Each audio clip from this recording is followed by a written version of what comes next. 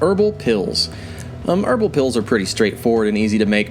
I don't make them very often because I'm usually not the kind of person that's bothered by the texture or even the strong taste of an herb. I'd rather just stir it in water and swallow it down, tough it out.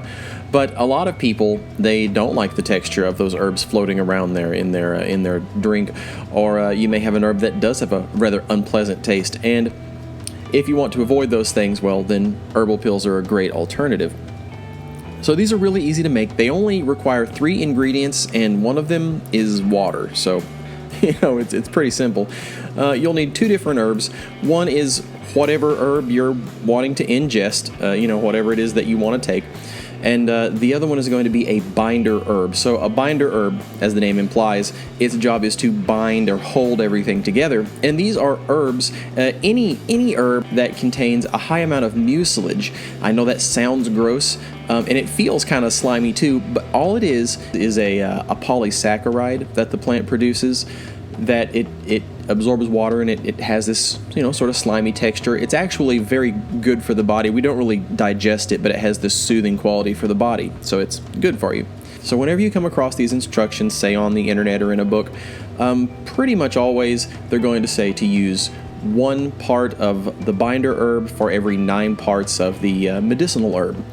And I never actually measure this out, and I just eyeball it, and I always add a little bit extra of the binder herb because it really doesn't hurt anything to have a little extra binder. It's just going to help hold it together and be easier to work with.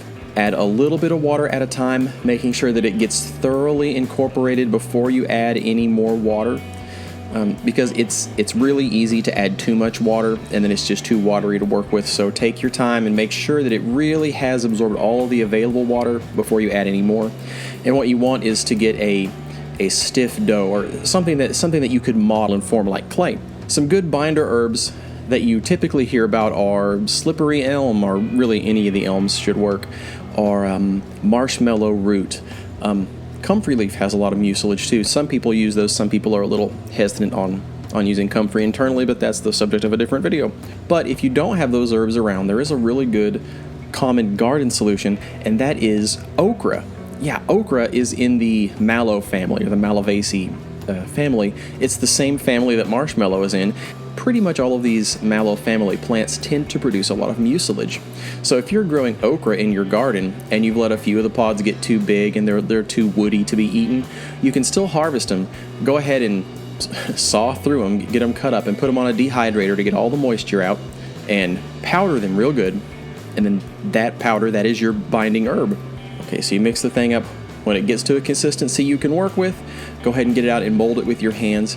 And you can either pinch off little pieces and roll them into balls one at a time, or you can sort of work it into sort of a snake shape and then use a knife or something to cut it into little pills.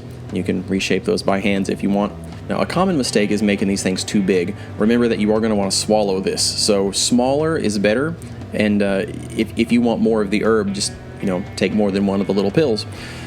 But yeah, don't make them too big or you'll be choking them down. Also, because these are not coated in those gel capsules, they will dissolve more quickly than other pills, so you will have to swallow them a bit faster. So if you have trouble swallowing pills and it takes you several swallows, these pills might break down by that point. Of course, that'll make them easier to swallow. Anyway, when you've got the size you want, put them on a dehydrator, let them thoroughly dry. They've got to be really dry so they don't grow any mold or anything gross like that. And then you can put them in a jar or a tin, and they're good. They'll be good for a year or two, and take them with you traveling. Very convenient. That's it. If you do find that you've made them too big, just crush them and mix them with water and swallow them. Or crush them, add a little more water to make that paste again, and just reform them into smaller pills.